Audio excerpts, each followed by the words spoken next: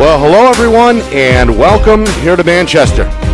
Nick and Astis, Roger Howe with you, getting set for our Friday Night Lights New Hampshire game of the week between Winnacunnet and Derryfield. It's all brought to you by Beals Insurance. It's a rematch from Tuesday, a game in which caught a few people by surprise based on the final score. Winnacunnet, they've been hot, they stay hot. And they hand the four-time defending champion Cougars their most lopsided loss in a long time, 13-4. Ended up being the final. The good news for the Derryfield fans, they only have to wait about 48 hours or so for a chance to hand the Warriors a bit of revenge here. So we're on the Cougars' home field. It's a gorgeous afternoon, and we're ready to see two high-level Division II teams, two teams for sure, on the short list of top-tier contenders. Yeah, this is quite a surprise seeing that. As you know, we try to follow the Twitter sphere as much as we can, and there was literally nothing out there on that game on Tuesday night. I struggled to find anything on it. And to see that lopsided score really has got to be a testament to just Winnacunnet coming off that win against Portsmouth, which was a huge, it was electric in that stadium in the fourth quarter. And to see them put a hurt on the Cougars like they did is really kind of shocking to see. But, you know, as we've said all season long, this home-at-home series has created new opportunities for teams that see the team the second time around. Derryfield's on their home turf. When you go to Winnacunnet and you play, you are on grass. And that is quite a bit different. And, when a team plays on grass, much like Keene State played on that flat surface that they've played on in college lacrosse for years, that was an advantage to them. We'll see what happens now that Winnacunnet's on some field turf. Yeah, Coach Hetler as well, as good as any in terms of making adjustments. Perhaps we'll see some different looks from the Cougars this afternoon than we saw on Tuesday. But all in all, this is still, I'd imagine, going to be treated as a tune-up for the tournament. And, of course, that kicks off Monday. The round one matchups, luck of the draw, both Derryfield and Winnacunnet will be in action on Memorial Day. The Cougars will host their longtime rivals, the Goffstown Grizzlies, in Region 2 of that Division II tournament, while Winnacunnet, they got a really tough draw against Portsmouth. It'll be the third time that they face the Clippers in less than 2 weeks, with that regular season meeting split one apiece. So both teams, again, will be in action on Monday in the playoff round, and well, this is really that last chance, Roger, to iron out the kinks, so to speak, heading into the playoffs. Yes, exactly, Nick. And like you said, in normal seasons where you've had standings and you could look ahead and you could see the brackets and things like that, and you knew where you're going to end up, if I remember correctly, there was always that week gap. Nobody ever played on Memorial Day weekend. You had, a pretty good time span between your last game of the season, and then when the playoffs started, and you could get in certain changes to your game and so forth. That's not going to happen this time.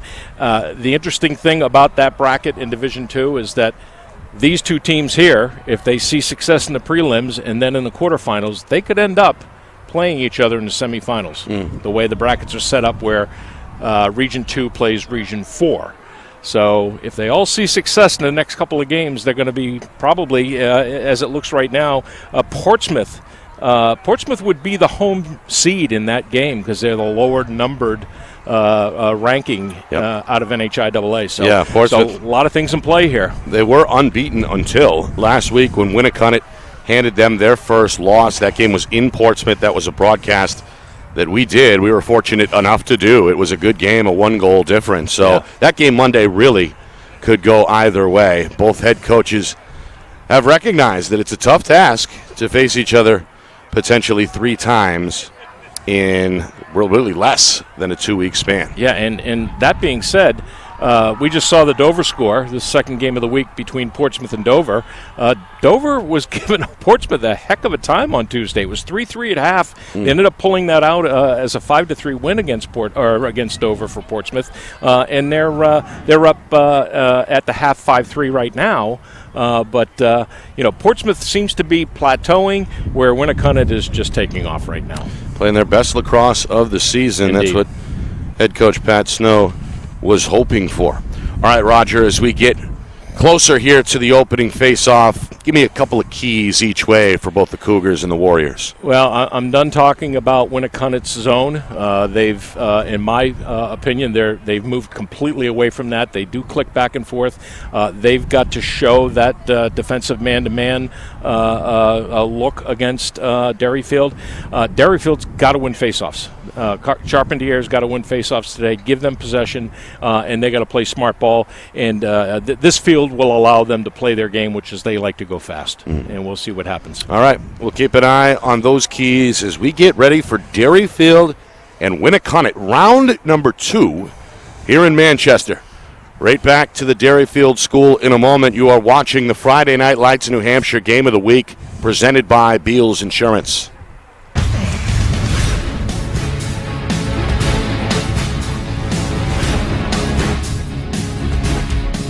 Our broadcast today, as it always is brought to you by Beals Insurance Agency, with locations now in both Bedford and Londonderry. Whether you need home, auto, or business insurance, Beals Insurance will get you both the price and quality coverage that's right for you. Just call 603-471-9999 or visit BealsInsurance.com to request a free quote and start saving money today. Again, that's BealsInsurance.com. The New Hampshire Tomahawks promote the highest level of club lacrosse competition, not just in the state, but in the country. Looking to get recruited? Director Chris Cameron keeps an open dialogue with the nation's top college lacrosse coaches. Over 400 New Hampshire Tomahawks alumni have played at the college level, including the ACC, Big East, Big Ten, Ivy, NESCAC, NE10, and more. The New Hampshire Tomahawks coaching staff has over 100 coaches, including current high school varsity and college coaches. The Tomahawks offer training for players of all ages, clinics, camps, and leagues, along with spring, summer, and fall elite teams. So play with the best. The New Hampshire Tomahawks, showcase and development for college lacrosse. Visit NewHampshireTomahawks.com and girls.nhtomahawks.com.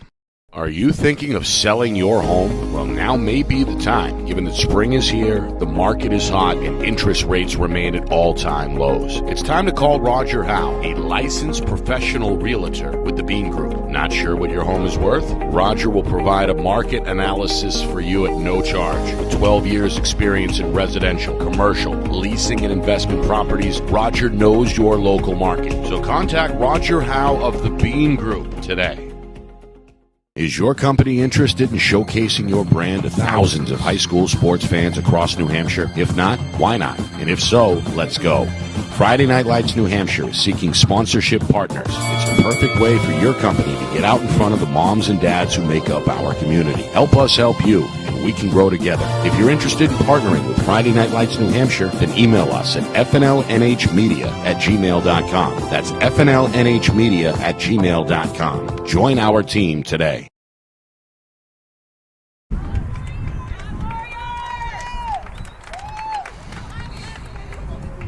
Well, right back for the opening face-off here in Manchester. Nick Anastas, Roger Howe with you.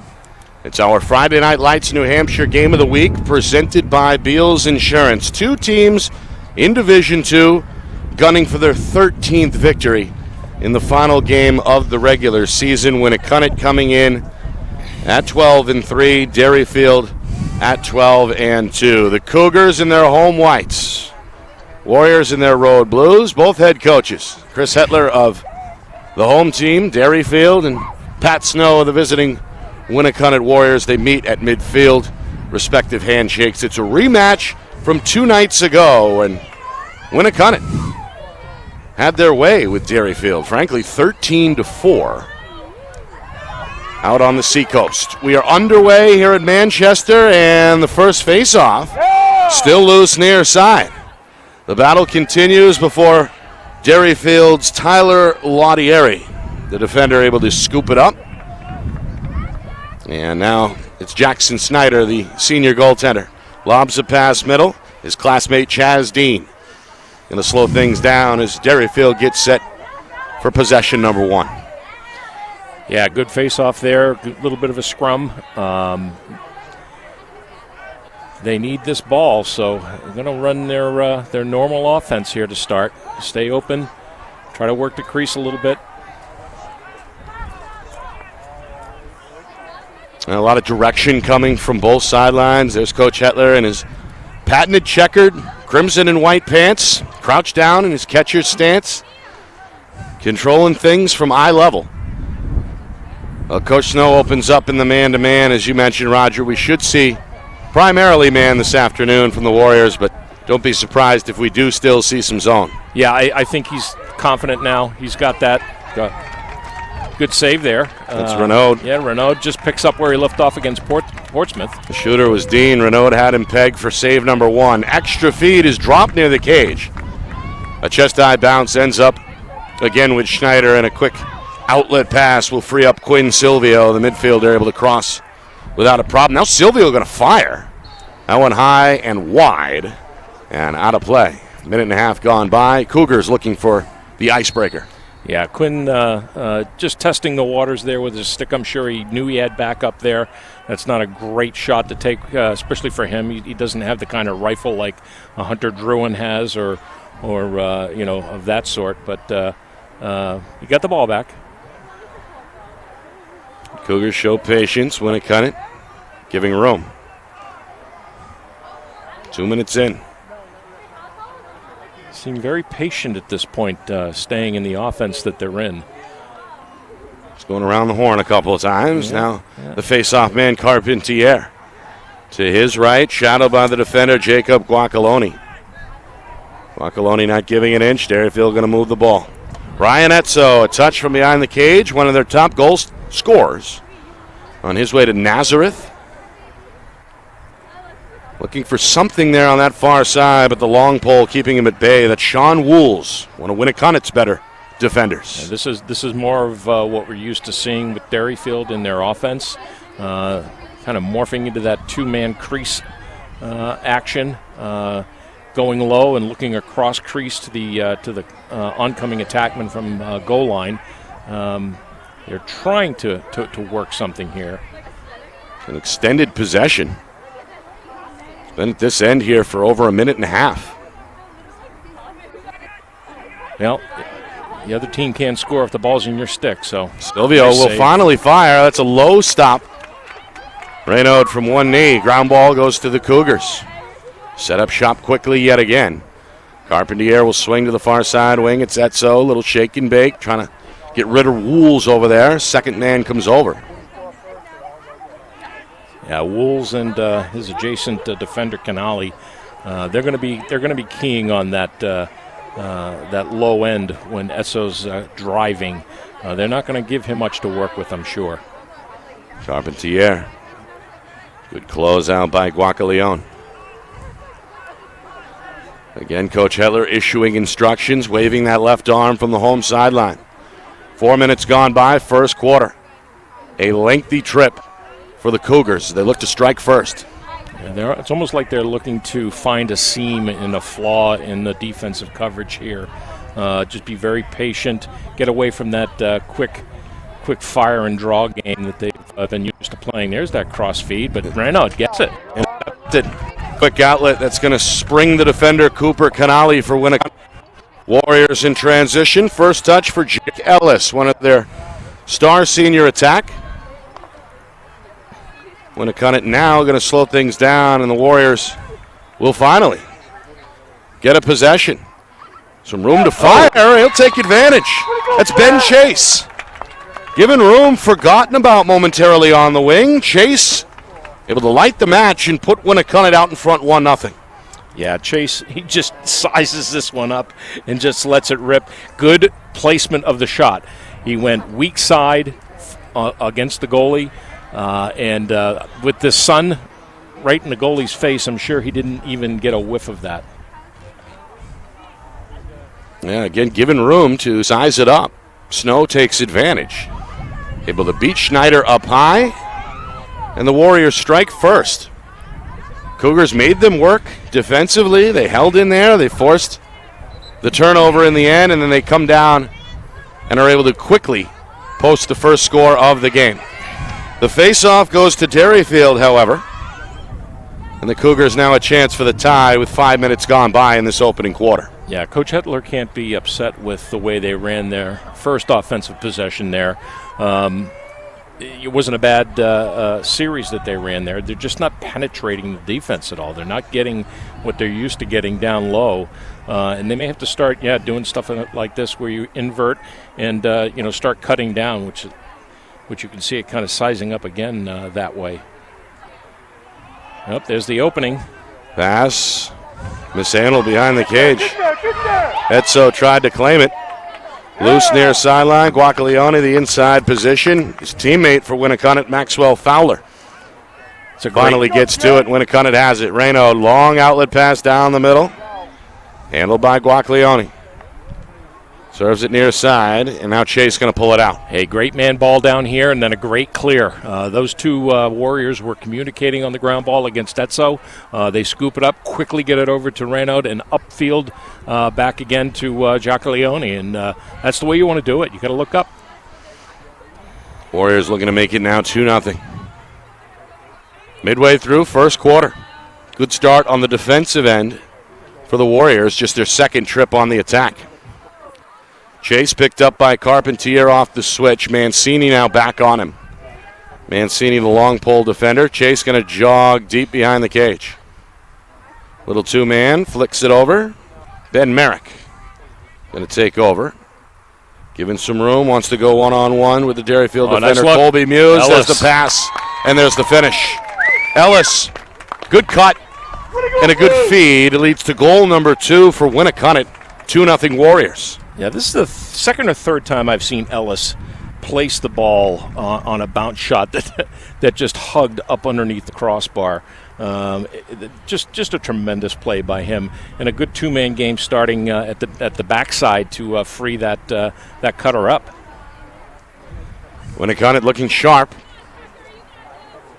Again, Warriors seeking their second win over Derryfield. These two teams met 2 years ago in the championship game. Cougars held off the Warriors to win their 4th consecutive Division II state championship. Of course, no lacrosse, unfortunately, statewide last year. So the Warriors hoping to beat, technically, the defending champion twice in the same week. Exactly. And interesting there that O'Hara, the string on his glove got hung up on the defender's stick, just kind of chicken winging him there for a while until he broke it loose. Fisher on the slip, shot wide. That's Cole Fisher, another senior. I'm sure we'll say his name frequently this afternoon.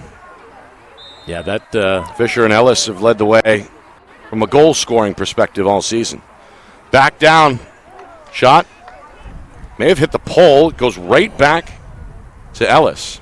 Warriors now will circle the perimeter. He's just such a big, massive humanity, Ellis, and he's just going to push this defense aside when he wants. Meanwhile, the ball betrayed Merrick, who is able to recover. Pass Nice over play. the top, the bouncing shot. Went straight up in the air. Ellis trying to finish on the doorstep. Ground ball goes to Derryfield, and we have our game's first flag. Dugan Brewer Little, the midfielder. Pass taken over the top for the clear by Etzo. Etzo up ahead, shot and score. That's Chilton Cabot, the freshman. And we hear from the Derryfield student section for the first time. Recently allowed back on the premises. And giving the home team, hopefully, from their sake, a lift as Derryfield gets on the board. It's 2-1 Winnacunnet. Yeah, two things right there. Fast pace of play, transition ball up through the midfield, get it down low, which is what Derryfield wants to do. Get it down on goal line extended, and a great blast there by Chavit. Well, playing with pace is one of your keys, right, Roger? Yeah. And this is what Derryfield wants. They want quick saves from Snyder.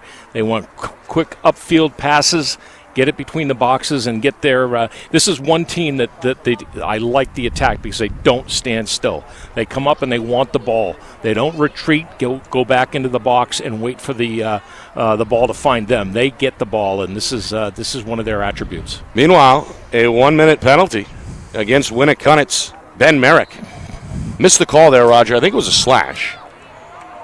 Yeah, it's something I missed as well, but we'll put 78 down in the penalty box here. The flag was thrown on the ground ball when Little for Derryfield eventually came away with possession after fighting off two Warriors, including Merrick. So the penalty against the Warriors puts Winnacunnet on the defensive. First EMO either way, a good chance for Derryfield to tie the game as we move towards 3 minutes to go in this first quarter. Let's get some movement out of this EMO here on the corners. Here it comes. That's what you want to see. Down to 20 seconds remaining on the EMO. There's the cutter. Do it. And there's the finish. Quinn Silvio found the soft spot in the middle of that defense. The pass threads the needle, and the game is tied at 2 apiece. Well, I was getting worried there because they had allowed 40 seconds to tick off of that penalty before they even attempted to make a shot or a cut. But give them credit. They were patient, and they found the seam. Good pass there by Chaz Dean as well. We've been seeing him more and more down low on EMO. He was that first game we did against Sauhegan at the very beginning of the season. He was up top. He was up top all the time, and he was driving hard and making hard dodges, getting things to move. But they figured it out. Ground ball goes to Derryfield. Well, Warriors got off to the hot start. 2 goals in the first 6 minutes plus. Derryfield, they've scored their 2 in less than a minute. The latter coming after the EMO, or on the EMO, and now Winnacunnet able to clear back on the attack as we move inside of 3 minutes first quarter. Warriors looking to retake the lead. Yeah, look for a good long possession here. Even strength. Merrick back on the field. Warriors swing it behind the cage. Caleb White, the midfielder, played well last week in the win over Portsmouth. Yeah, him and O'Hara had probably one of their best games of the season in that Portsmouth game. Tough angle shot, denied low by Schneider. Ground ball, picked up by the senior O'Hara. Winnacunnet will keep it at this end. Now this one, a mistake. In and out of the stick of Chase. Although Chase gives chase, keeps it in play. Now a whistle comes and a timeout is going to be called by Coach Snow. Yeah, backspin was his friend on that one. That kept it in bounds, gave him a chance to get that back. Not opposed to this timeout. Down to the 2-minute mark. Trading 2 spots here between the two teams. You want to kind of go out of this quarter with something in your back pocket here, something to show. We get a look at that shot from a moment ago. Goal line extended. Schneider, who's been the primary starter at goalie for Coach Hetler and Derryfield this season, but plenty of horses in that stable, as we talked about. Seen widely as kind of a 3-headed monster coming into the season, but Schneider has really kind of claimed that job at this point with the tournament looming. Yeah, the first game we did was Caparelli. We haven't seen, at least I haven't seen Hill in the net at all this year. Hill has played long stick midfield. We've seen him out there in certain situations. And I think Coach Hetler even said that they were, trying to get, Liam into some runs as well. But Snyder has been very good the last couple of games. Even in that Portsmouth game, he had a good game. 2-2 as we get set for the final 2 minutes. First quarter, Nick Anastas, Roger Howe with you. Final regular season game for these two teams. A quality final warm-up, so to speak, before the tournament. Both these teams will be in action on round one on Monday. Behind the net, Fisher had to really reach out to pull that one in. Ellis going to backtrack deep on the far wing. O'Hara a step to his right. Etzo right on him. This is just smart lacrosse right now. Don't need to really do anything unless you really see something. Keep the ball in your stick. Ellis lost the ball. Poke loose on a good defensive play by Derryfield's Lautieri. And now the Cougars looking to get out and run. Etzo, they got numbers. Dean, a little bit behind Chilton Cabot and out of play. Wow, the Winnacunnet defender came way upfield on that, and it was all numbers for Derryfield. They just could not capitalize. We saw them score in similar fashion. Their first goal earlier in transition, but pass off target. Now Winnacunnet trying to deal with the Derryfield ride. Wool's going to tiptoe the sideline and step out of bounds. Yeah, he was. I was looking right at the ref, seeing if he caught that, and he was. Back to Derryfield. We're down to 40 seconds, first quarter. Cougars looking for their first lead. Also hoping to stretch this run to 3 unanswered goals.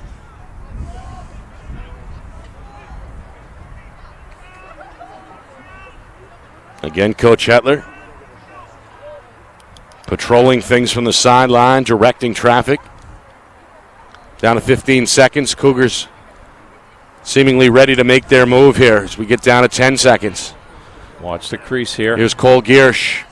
Nowhere to go. Now Etzo, goal line extended, wants a shot for himself, goes high and wide.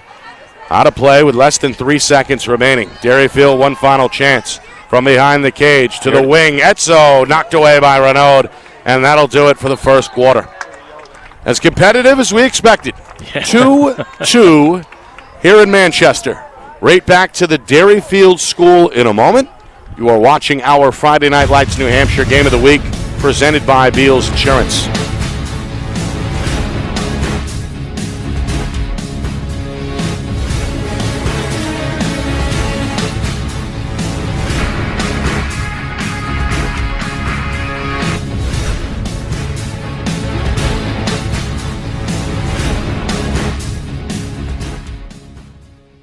Our broadcast today, as it always is brought to you by Beals Insurance Agency, with locations now in both Bedford and Londonderry. Whether you need home, auto, or business insurance, Beals Insurance will get you both the price and quality coverage that's right for you. Just call 603-471-9999 or visit BealsInsurance.com to request a free quote and start saving money today. Again, that's BealsInsurance.com.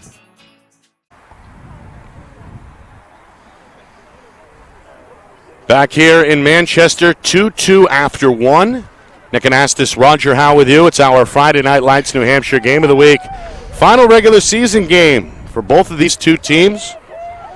Widely seen as two of the better Division II title contenders. Of course, Derryfield, they've won 6 state championships under head coach Chris Hetler, 2010 and 2013 as members still of Division III. They make the jump to D2 and end up rattling off 4 in a row, 16, 17, 18, and then 19 over Winnacunnet in the championship game. Of course, unfortunately, due to the COVID-19 situation, there was no lacrosse statewide last spring.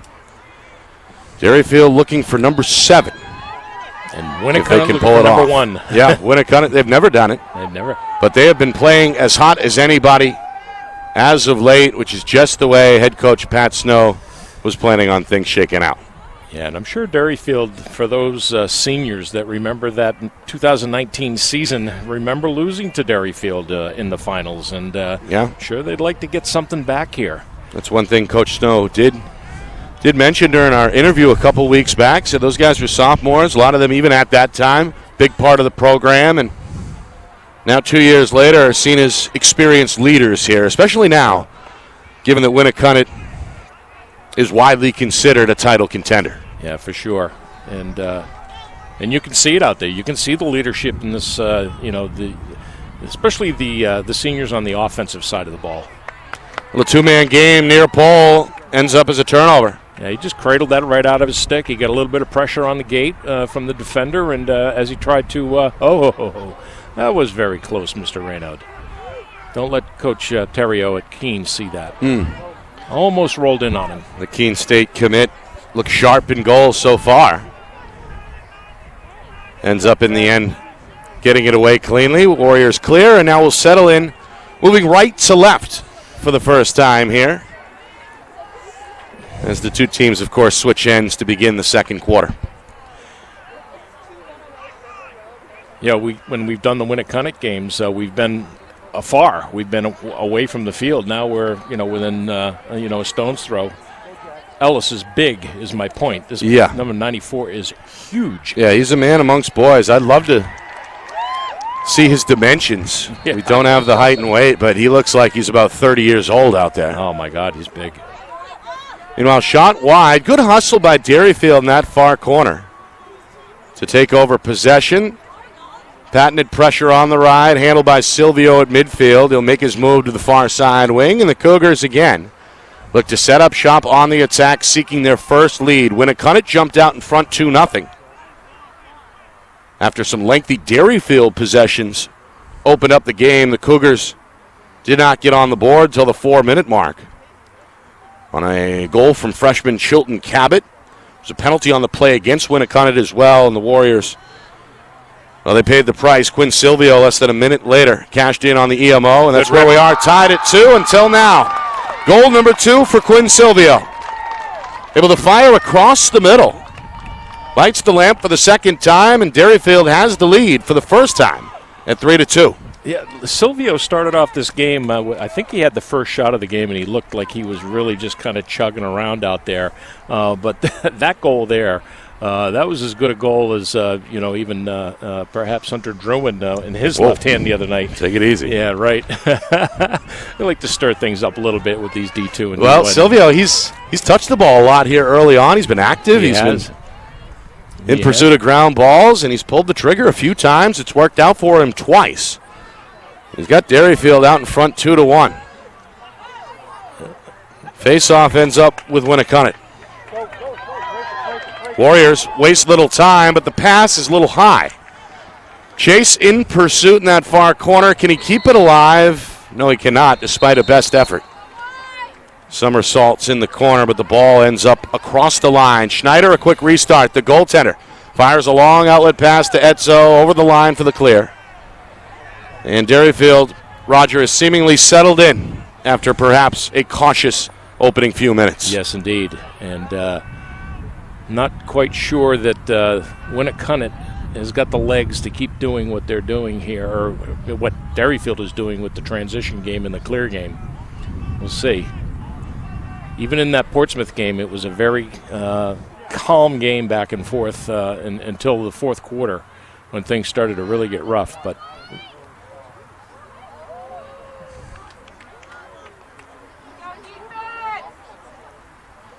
well, again, Derryfield content with really moving it around the perimeter and extending these possessions. Not a whole lot of off-ball movement at times, but that's all part of the bigger plan, right? Yeah, but it doesn't even when they do move, it's not like they're running a play. It's just like they're looking for a seam in the defense and a mistake to be made. This is the fastest. This could be the mistake here. Yeah. Silvio going to make him pay. Well, the defender, midfielder Hunter Juanitos, overplayed him a little bit. Schneider takes him left. Fires and scores. Not Schneider, rather, of course, but Silvio. And that's goal number 3. Number 3, and I think that's 3 in a row for him. It is. And that's 4 unanswered by Derryfield. They've got a 4-2 lead. And listen, this is exactly what I'm talking about. Coach Hetler is running them very calmly out there on this offensive side of the ball. And there was absolutely no slide and no repositioning of the defense on that. So Silvio had, once he beat his defender, he had a wide open shot. The defense has got to sharpen up for Winnacunnet here. This one kicked. Somebody took a tumble. That was Winnacunnet's Lance Trinseri. Ends up with O'Hara. Warriors win another face-off. That's it. All the way to the cage, shot and score. That's O'Hara, and that's what he can do, Roger. Go from one end to the other. The senior midfielder who, oh, by the way, is also the point guard, of course, of the basketball team, showing some floor skills there. Well, give Winnacunnet some credit there. They can play fast, too, when they want to. And O'Hara was like that in that game against Portsmouth. He had one heck of a game. I think he must have had 5 or 6 ground balls and hit a couple goals, I remember, in that game. He cleared well. He's an all-around good midfielder out there. He's an excellent all-around athlete, and he showed the athleticism on that transition goal. His first, Winnacunnet's third. Warriors put an end to a 4-0 Derryfield run. They also win another face-off, their 3rd in a row at the X. And as we move towards 5 minutes gone by, second quarter, Warriors a chance to tie the game. And so their first line's going to come back out.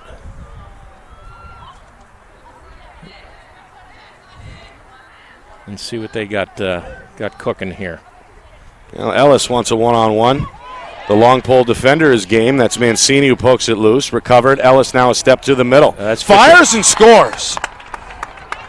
Wow. Quick trigger. Ends up beating Schneider just over the right shoulder, it looked like. And the Warriors have tied it yet again 4-4. Yeah, that's Cole Fisher, and I think that's what being a leader on the offense does for you, is that he got it in his mind that he was going to take it. What did I say, it was Ellis? Yeah. Oh, yeah. You're right, Fisher. Well, remember he was number 94 in the original roster too. It's 2 number 94s. 94, right. Yeah, so hey, it's stuck. Still my fault. It's stuck. Either way, excellent job. 4-4 our score as we move towards the midway point of this first half. Yeah, but he just made up his mind he was going to go to the rack, and he just did it. And that's his size and his strength, his skill level, just allows him to do that against a right defender that can't keep up with him, and he did it.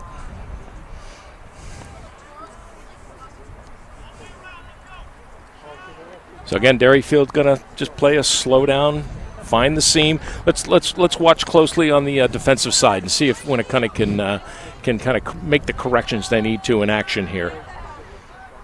Behind the net it goes. It's Alexander Murray. They got the right matchup on the slide here with Shabbat and his defender, number 77 there, Jacob Giacalone. Let's watch what happens in that middle. Now he's by himself, so he's got a quick slide. There it is. Pass over the zone. Cabot going to fire. Sidewinder shot ends up out of play. And that's exactly what I'm talking about. If you're going to go quickly from the crease there, you've got to have the backside covered. And that was Shabbat who was open because Giacalone left him for the slide. So this is where they got to clean things up. Winnacunnet extending the defensive pressure a little bit. Two-man game near side. Etzo trying to probe, going to pull it out. Silvio has been the man here in the first half. Going to spin away, going to fire this time. Renaud says no way, closes the gap, sends the ball into the corner where it's tracked down by Murray for Derryfield. Again, no slide there. He got a free shot on Renaud. Coming up in 5 minutes remaining, first half. Etzo. Goal line extended. Going to bring the defender behind the cage. That's Wools. Makes a charge back to the near pole. Shot goes high. Foot race, far corner. Murray bumped off the ball by, who is that out there? Wools. A flag, meanwhile, as things get physical. Still rumbling I think this is going to be. And now a 5-man pileup is going to be broken up. It's going to be a penalty on the way against Derryfield. It'll be the first penalty against the Cougars of this first half. Yeah, see what the call is. This is Steve Kirkpatrick on the far side, the official who was throwing that flag. It's going to be a slash. And it looks like it's going to be, is it Murray? Murray in the box? Well, you see the save by Raynaud and then chaos in that far corner. So they do get Derryfield. It's Murray in the box, down on his right knee. First EMO opportunity for Winnacunnet, trying to reclaim the lead. Full minute penalty. We're inside of 5 minutes, second quarter. Warriors held a 2-0 lead early. Derryfield went on a 4-0 run. Oh, yeah. Warriors have scored the last two, and not this time. Robbed at the doorstep. Not sure if Schneider got a piece or if that just went wide. It ends up, though, with the Warriors. They go right back to work. He got a piece of that, Nick, and he saw it coming, though. He saw what I saw up here with the rotation. Ellis going to move it. O'Hara, shot. Bouncer, wide left. Out of play near corner. Stays with the Warriors. 17 seconds remaining on the EMO. Just outside of 4 minutes to go in the quarter. This is White behind the cage, back near side. He wants to see something. Fisher for White. Far side, around the horn it goes. Chase. Shot, score. Ben Chase, his second. Scored the game's opening goal. And given again plenty of room on the wing to cock back and fire and Winnacunnet back out in front 5-4. Yeah, and give them an EMO goal on this. And you could see the coaching staff over on the sidelines telling them to move it, get it moving. There wasn't much time left on that EMO, and they wanted to see things get cranked up. And Chase was the far side guy again. That's what you want to see in an EMO. Far side guy was open.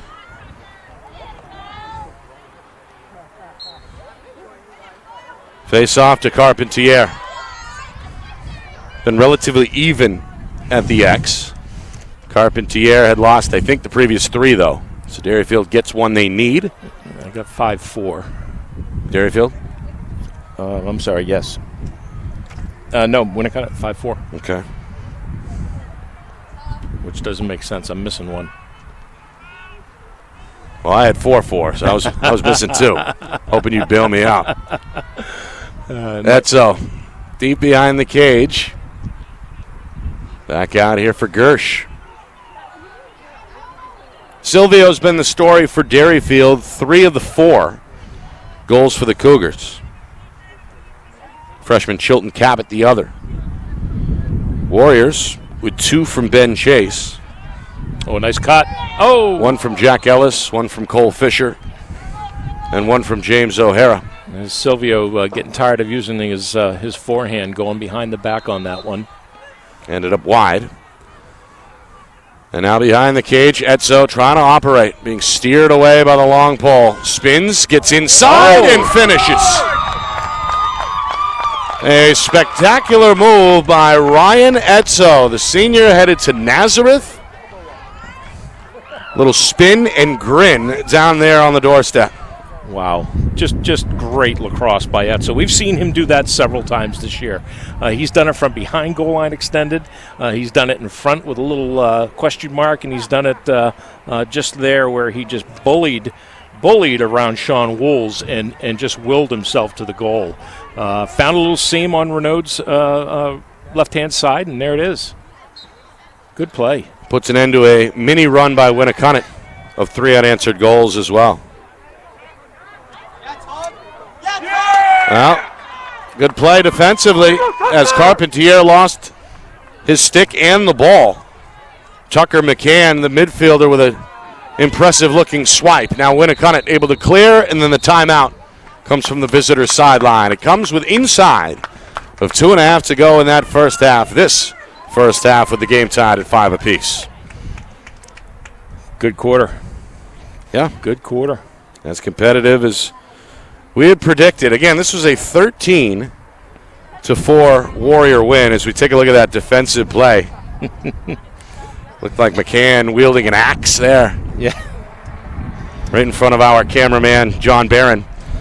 But This one relatively lopsided back on Tuesday. We've seen this trend with the home-and-home schedule statewide all season long. The second of the two matchups in the week always seems to be the more competitive of the two, and right now we are on track for that here with the game tied at 5. Yeah, and everyone else within our circle of lacrosse that we talk to, other broadcasters, other reporters out there, all seem to be saying the same thing. Yeah. And it's even on the girls' side. Yep. The girls, this home-at-home regional scheduling has just brought forth some very unseen situations across the entire schedule and season. Just another weird thing we can attribute to COVID-19, I think. Or good coaching, because the losing team of that first matchup is forced to go back to the drawing board in a lot of ways, and for the game to be competitive, win or lose the second time around, that I think says something about the coaching staff. Right? Yes, yeah, that goes without saying, and it's a good point by you. Plus, of course, the players familiar with the opponent at that point as well the second time around. Indeed, yeah, and having been a coach, it's nice to hear that from you. Now, of course, the third time around, that'll be next week. Yeah, for sure. When Portsmouth and Winnacunnet meet on Monday in the playoffs. First round, both these teams drew the short stick, so to speak, have to play in that first round. The Division II tournament, of course, an open tournament due to the COVID-19 situation, and by far the largest of the three boys tournament, 21 teams in the D2 Nice save. playoffs. All right, this one knocked away. Schneider read that one well. Ended up with Andrew Wold, the long stick defender, and now Schneider going to jog out of the cage with a minute and a half to go in this first half. Yeah, Jackson likes doing this. He has done this many times this season. Coach Hetler calling for time. And that's another thing that has happened with Jackson coming out of the net is Coach Hetler saving him from being collapsed on, keeping his goalie healthy. Yep. There's the longtime head coach. We mentioned 6 championships on the resume.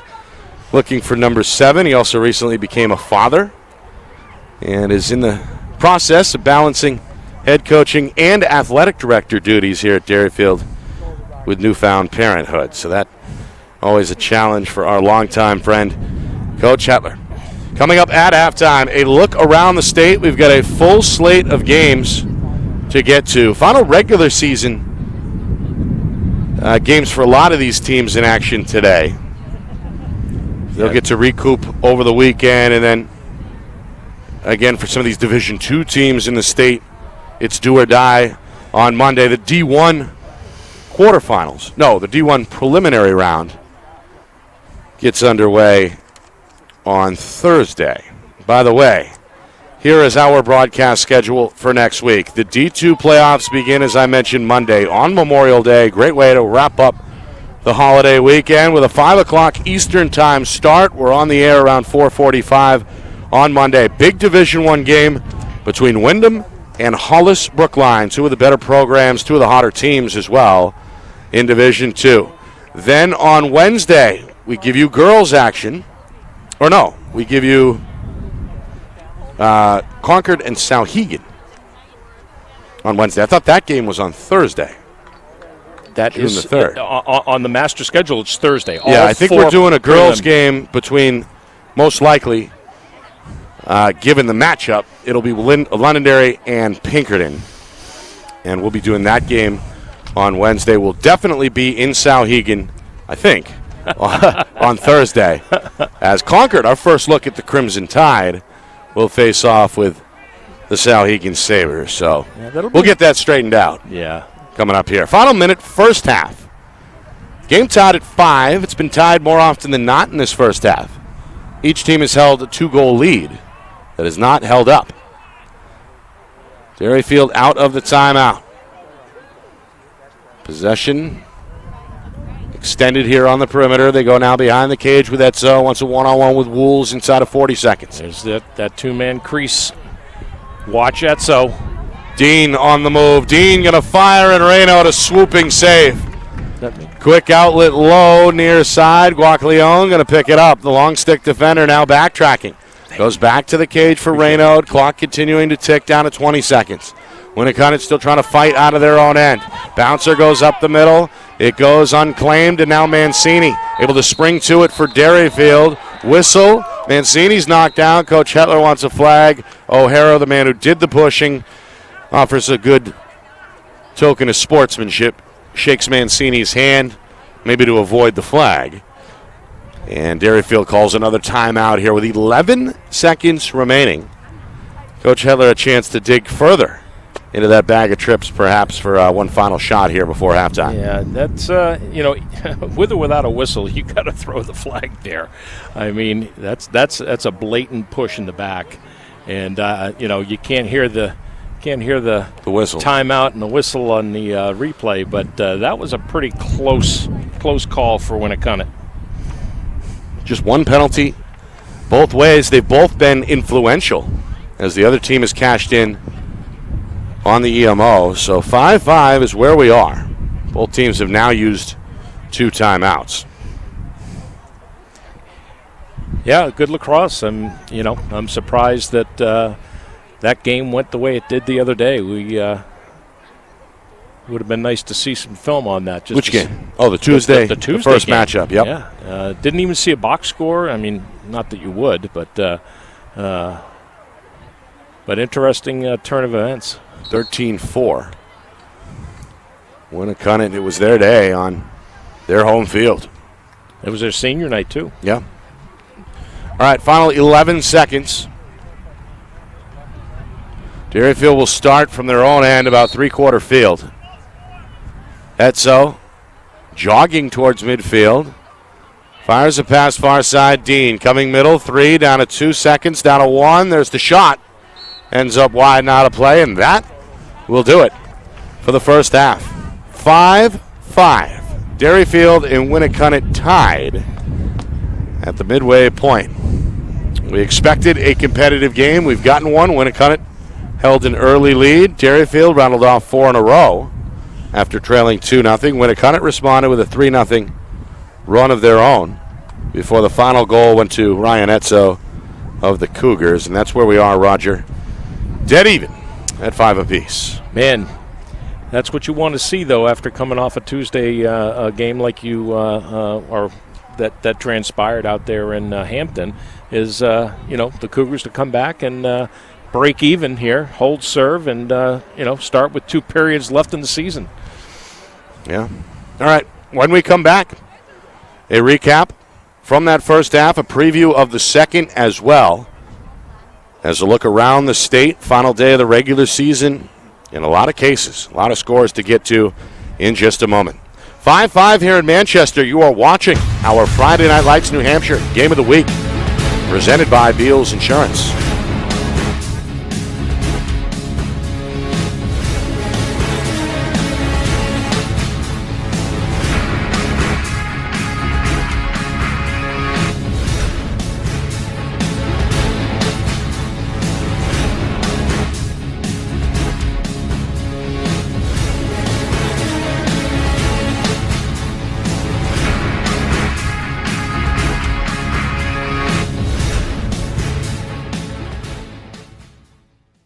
Our broadcast today, as it always is brought to you by Beals Insurance Agency, with locations now in both Bedford and Londonderry. Whether you need home, auto, or business insurance, Beals Insurance will get you both the price and quality coverage that's right for you. Just call 603-471-9999 or visit BealsInsurance.com to request a free quote and start saving money today. Again, that's BealsInsurance.com. The New Hampshire Tomahawks promote the highest level of club lacrosse competition, not just in the state, but in the country. Looking to get recruited? Director Chris Cameron keeps an open dialogue with the nation's top college lacrosse coaches. Over 400 New Hampshire Tomahawks alumni have played at the college level, including the ACC, Big East, Big Ten, Ivy, NESCAC, NE10, and more. The New Hampshire Tomahawks coaching staff has over 100 coaches, including current high school varsity and college coaches. The Tomahawks offer training for players of all ages, clinics, camps, and leagues, along with spring, summer, summer and fall elite teams. So play with the best. The New Hampshire Tomahawks, showcase and development for college lacrosse. Visit NewHampshireTomahawks.com and girls.nhtomahawks.com. Are you thinking of selling your home? Well, now may be the time, given that spring is here, the market is hot, and interest rates remain at all-time lows. It's time to call Roger Howe, a licensed professional realtor with the Bean Group. Not sure what your home is worth? Roger will provide a market analysis for you at no charge. With 12 years experience in residential, commercial, leasing, and investment properties, Roger knows your local market. So contact Roger Howe of the Bean Group today. Is your company interested in showcasing your brand to thousands of high school sports fans across New Hampshire? If not, why not? And if so, let's go. Friday Night Lights New Hampshire is seeking sponsorship partners. It's the perfect way for your company to get out in front of the moms and dads who make up our community. Help us help you, and we can grow together. If you're interested in partnering with Friday Night Lights New Hampshire, then email us at fnlnhmedia@gmail.com. That's fnlnhmedia@gmail.com. Join our team today.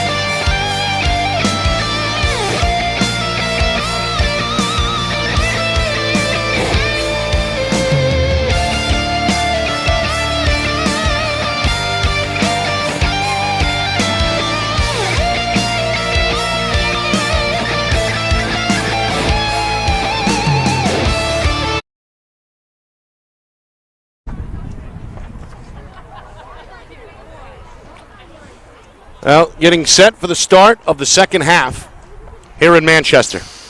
Nick Anastas, Roger Howe with you from the Derryfield School. Winnacunnet and Derryfield tied at 5 at halftime. Warriors struck first. Built up a 2-0 lead over the first 6+ minutes. Ben Chase, Jack Ellis in that order. Then a 4-0 run put together by the home team. Freshman Chilton Cabot. Less than a minute later on the EMO, Quinn Silvio. Second quarter, 2 in a row by Silvio, 2 minutes apart. Stretched the Derryfield run to 4 unanswered and built the Cougar lead to 4-2. Then Winnacunnet responded with 3 unanswered. James O'Hara, Cole Fisher, EMO goal for Ben Chase. Put the Warriors ahead briefly, yet again 5-4 inside of 4 minutes to go. And then just inside of the 3-minute mark, Ryan Etzo tied the game at 5. And that is where we are, Roger, as we head into quarter number 3. Yeah, this is about as even a game as you could have. Tie score, tie saves between the two goalies. At what? We got 6 and 6. Okay. Between both goalies. Yep. 6 and 6 in the face-offs. Okay. That was my next question. Of course, the score, and then the only difference is on the assist side. The Warriors have one more assist on their goals than Derryfield does, and Ben Merrick has 2 of those assists. So you got Ben Chase with 2 goals, and you got Silvio with 3. Take those guys out of the game altogether, and you got a pretty good mix of participants on the offensive side of the ball. And just to add on to that even first half theme, 1 penalty each way, 1 EMO goal. Exactly. Each way as well. Exactly. All right, we've got the broadcast situation figured out. So let's start from the top. On Monday, the tournament begins with the first round matchup. Hollis Brookline at Wyndham. That's in Division 2. That's on Monday at 5 o'clock. We'll be on the air about 4:45 live in HD, presented by Beals Insurance. Then on Wednesday, we bring you a Division 1 quarterfinal matchup between the winner of Londonderry and Salem at Pinkerton. That game on Wednesday on the girls' side is at 5 o'clock. Thursday, we're back to boys coverage, and we're in Division 1. That is when we will be in Amherst for Concord at Souhegan. That's a 4 o'clock opening face-off on Thursday, with our coverage beginning at 3:45. And that'll be a very interesting game, too. Souhegan for years played on grass on that front field in front of the school. They got really, really nice turf and a great new stadium over there in the last few years. So now you're going to have Concord playing on turf, which they traditionally have probably one of the least desirable fields on grass to play on in Division 1. So that'll be interesting to see. And then they get to meet, the winner of that game gets to meet Bedford on turf, so we'll see. I got a special place in my heart for an old beat-up field. Derryfield wins the face-off, and we're underway to begin the second half. Cougars, I would say, held a time of possession advantage in that first half, particularly in the first part of the first quarter. Yeah. When they, for lack of a better term, hogged the ball, stretched things out, and showed some patience, and I think that's probably still in the game plan for the second half. Yeah, I wouldn't change anything. Here's a move to the hole, to the goal. Shot either went off Reyno's stick or the near post. It ends up out of bounds in the corner. The foot race goes to Chaz Dean, and Derryfield will keep it. Yeah, I'm not going to give him a save on that. I think it did go off the post. Nice pass middle. Shot, though, a little wide. That was Murray in a hurry. Shot there from Silvio goes wide. Out of play. So 3 quick shots here, Roger, in the first minute for Derryfield. Yeah, the attack is on. Their offensive set is identical to what it was in the first half. They're just looking to do a little more pick-me-up there and shoot where they see some seams. Coach Hetler, hands on his knees, hunched over on the Derryfield sideline, trying to control the traffic, as usual. Etzo held to 1 goal in that first half against perhaps Winnacunnet's top defender in Sean Wools. Slide comes over, pass over the head of the freshman on the cut there, Cabot. Tracked down uncontested by Dean. The possession continues for Derryfield. Now watch this set. This is what Derryfield has done all season long. They'll be very patient with the ball, 2 attackmen behind goal line, keep 1 guy on the crease, 3 midfielders up top, try and make something happen on the defensive side, and then pop the attackman up. Watch what happens here. Carpentier takes a pretty good shot on the move there, the defender Guaglione. Spin move, Etzer gets inside a Wool, shot ends up high. Floats over the crossbar, and the senior upset with himself after that miss. Yes, and he has every right to be. He had that whole right side of the net all to himself and tried to pluck a corner there and just missed the top. 2 minutes in, third quarter.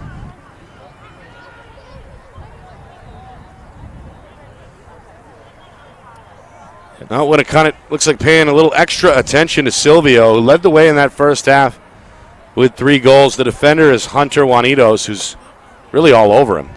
Shot there wide, ends up behind the cage with Murray. A bounce pass taken near side for Cabot. Freshman looks for the cutter, ends up going back up top. Dean going to swing it over. Etzo on the run. He's got no help. Spins back middle, shot, ends up in the stick of the goaltender Raynaud, who makes the save from his knees. Quick outlet far side, taken in by Canale. Up the far sideline, Guaglione looking for the clear, and he has it for Winnacunnet. 3 minutes gone by, third quarter, and now the Warriors a chance to go out in front. So if I'm the Warriors here, I do just what Derryfield just did. Just bring your troops in, settle in, do what you were doing in the first half.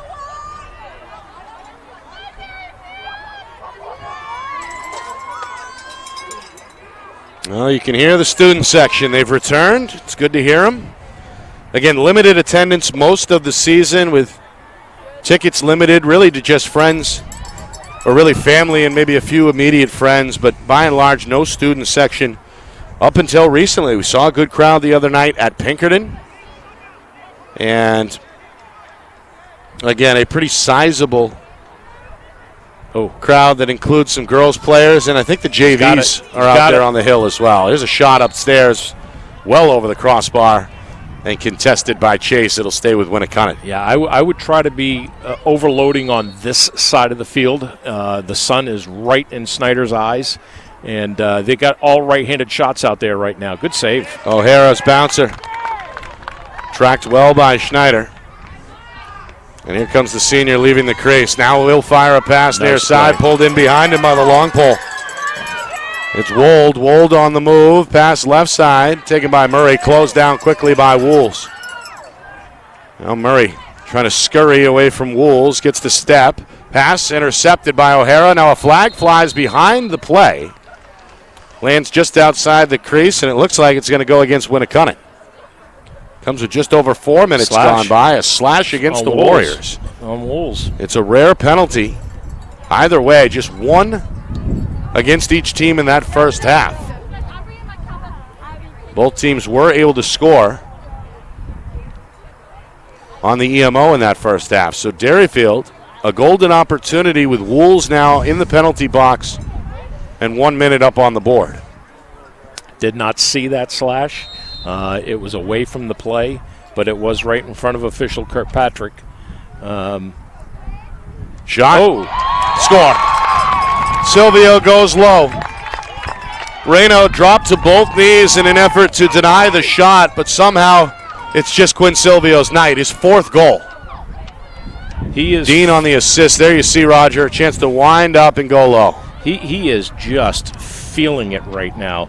And when you get into a groove as a player, much like Hunter Druin did the other night for Pinkerton, and even he said the crowd was a big factor for him when he scored those 3 straight goals in the first quarter. You just get pumped, and you just got to keep firing away. And, hey, you got to keep doing it until they stop. Druin of Pinkerton, their senior, headed to Colgate, put on a show. 5 goals in the win over Londonderry back on Tuesday, including 3 in a row in the game's opening 2+ minutes. This one loose. Mancini in the mix along with O'Hara. Face-off man Carpentier still trailing. Mancini seemingly trying to kick it. Carpentier surrounded by a sea of blue, going to spin his way out. Flings it underhand up ahead to Little. Now Little on the move. He loses it. Wools re-enters the action and jarred it loose. It's still loose. In the slot, the battle continues. It'll end up with Derryfield. It's Dean. Dean fakes the pass, fires. Reno the denial, and then covers up about a foot in front of that goal line.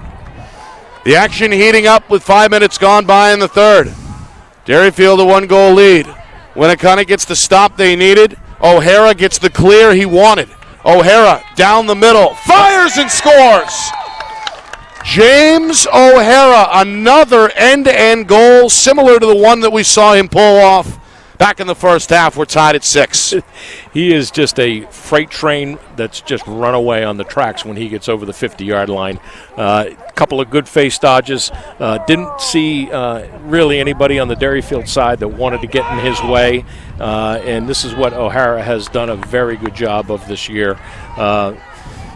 Same thing in the Portsmouth game. He took he took the ball and just ran with it. A man on a mission on that one. Here's a hold against Chase. They hand it to Derryfield. Yep, this is what Derryfield needs to do with that faceoff. Charpentier has been their steadfast, reliable Fogo all season, and they win their third of the half already. Midway through, third quarter. Tied at 6. Both teams looking for win number 13 this season. Winnacunnet came in 12-3, Derryfield at 12-2. Cougars hoping to avenge their loss in Hampton back on Tuesday. A little more action on the crease with this set. Shot. Oh, that's off. Yeah. Score. Oh, it goes far corner upstairs. Reno had a part of that. That went off the top of his stick. Yeah, went right off his stick and right back into the corner. Wasn't sure who that was. That was Chaz Dean. It was Dean. And that's his first. Comes with inside of 6 minutes to go in this third quarter. And less than a minute after O'Hara's goal for Winnacunnet. Well, I'll tell you, it's nice to see someone else besides Silvio, although I love Quinn Silvio, on the midfield, get involved in the offense here. They need Chaz Dean to start picking it up. One apiece for Etzo, Dean, and Cabot. The other 4 for Silvio. Derryfield with the lead. This pass tipped out of play. We'll stay with Derryfield.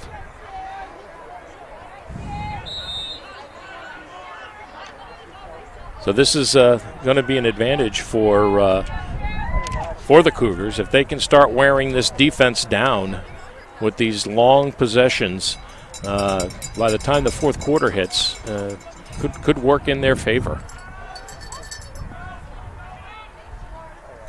Dean on the near side, given room by Wools. Back up top for Silvio.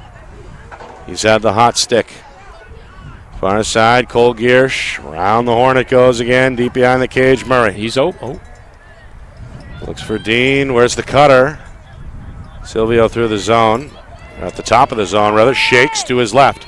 Slide comes over. He'll work his way back right. Fires a low pass for Cabot. Cabot absorbs a hit from Trinциeri, the defender. Trying to shake him off. Far pole. The freshman fires. Tough angle shot. Sails out of bounds near side. Will stay with the Cougars. Yeah, watch for Coach Hetler to start changing things here on the midfield side as far as their tact. Not seeing Winnacunnet really pronounce a inside slide, and that's going to give openings. Oh, Cabot nice play. Over the top. Giersch falling down. Denied by Reno. Ball squirts loose. Dean has it. Spins to his left. Jab step. Pulls it back out. Right idea there. Maybe a little too crowded for Derryfield to pull that last one off. Silvio okay with the restart. As we move now towards 4 minutes, third quarter. Cougars looking to recapture a 2-goal lead. Neither team has led by more than 2. Right now there's no slide there, Nick. This is where... There's a gamble by O'Hara. Takes a shot at Giersch. Giersch gives it up after the slide comes over. Cabot behind the cage. Trying to spin his way away from Trincieri. The freshman retreats to the corner. Another lengthy trip for Coach Hetler's Cougars. They have been patient on the attack. One-on-one. The quick freshman against the bigger defender, Trincieri. Cabot ends up on the ground after the shot goes wide. Ooh. Again, we'll stay with the home team. They got a flag on the far side here. Oh, didn't see it. Yeah, and I don't think I agree with this one. It's on the far wing, and it looks like it's against Winnacunnet. Yeah, it's going to be a late hit, perhaps, maybe unnecessary. Yeah, unnecessary. Yeah, I'm not sure I agree with that, but it was a little bit late after Shabbat took that shot. And, but, hey. That's Nico Zano, the defender, having a word with the coaches over there. Third Winnacunnet penalty. Derryfield has made them pay on their two previous. 2 EMO goals, including one earlier in this third quarter. We move towards 3 minutes. Another golden opportunity for the home team to stretch the lead. Dean up top. Backdoor shot. Oh, denied. Reno makes it over the head save. That was a save my life save. You just got to stick up and had good positioning there. I don't know if he even saw it. Shot had a little bit of speed on it. Yeah, it sure did. Timeout, Winnacunnet. Yeah, good for them too, because they looked like they might have been a step off sides there too. But comes with 2:40 remaining in this third quarter. Warriors held the lead, looking for their second win over Derryfield this week. A 13-4 win over the Cougars on Tuesday. Let's get a look at that Reno stop from a moment ago. Trying to finish out things on a high note. They fought off their Seacoast rival Portsmouth to a 1-1 draw last week. Handed the Clippers their first loss of the season. And then you got the 4-time defending champion Derryfield on the schedule twice this week. So all in all, if the Warriors can escape here with a win, they would ride a 3-game win streak into the Monday do-or-die first-round playoff game against Portsmouth. That's right, it'll be the third time they meet in less than 2 weeks, this time with all the cards on the table. And again, statewide, the action begins in D2 and D2 only. Due to the size of the Division II tournament, there's an extra round, 21 teams all in all. So we get ourselves 5 first-round games. Then we have prelims. Then we have quarterfinals. And then, of course, semis and championship. Yeah, a lot of lacrosse. Yeah. Yeah, throwing NCAAs, and you're on overload here. Yeah. I'll be ready for about a week and a half nap after that.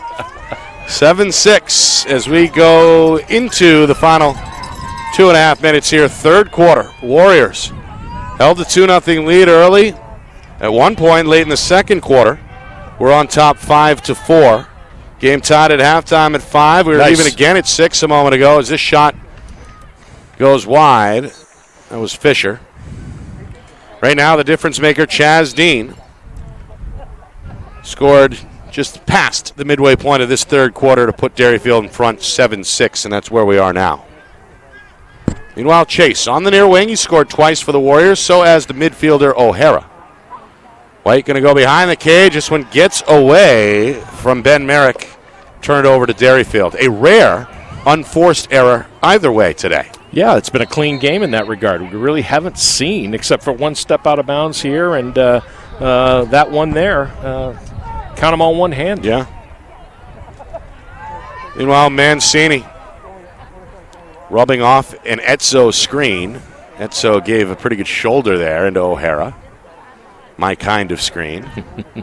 So we head towards a minute and a half to go here in this third quarter. Differing opinions about screens between you and I. The more that's allowed, the better, in my opinion. I would go with that. It's all about the footwork. You're moving your feet. I got no problem with calling that. Footwork and shoulder. Shoulder, I may. dip look that the other shoulder way. down, you're going to be in trouble. All right, final minute 10 here. And what's going on here, Rogers? Derryfield setting up for the final shot? Indeed. Yep. They're up by 1. Go up by 2 into the fourth.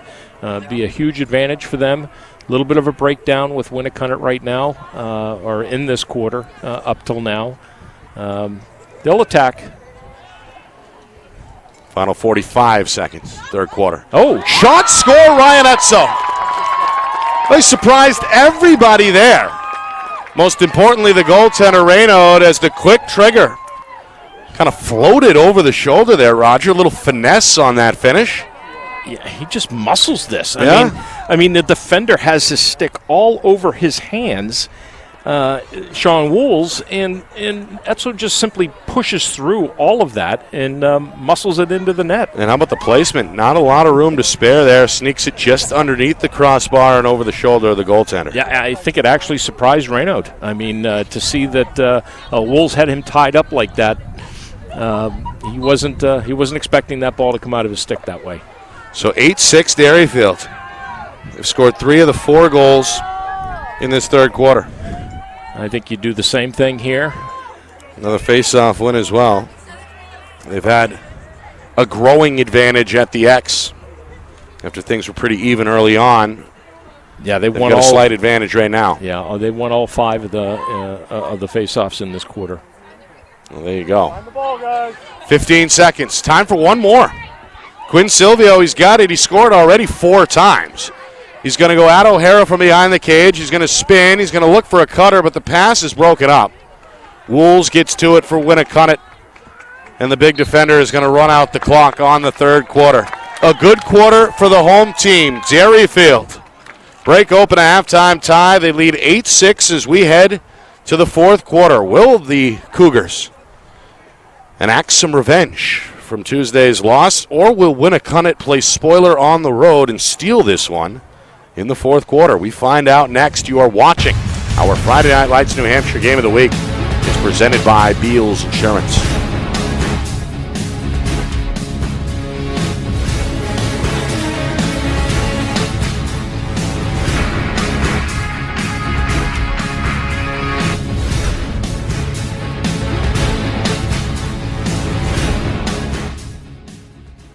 Our broadcast today, as it always is brought to you by Beals Insurance Agency, with locations now in both Bedford and Londonderry. Whether you need home, auto, or business insurance, Beals Insurance will get you both the price and quality coverage that's right for you. Just call 603-471-9999 or visit BealsInsurance.com to request a free quote and start saving money today. Again, that's BealsInsurance.com.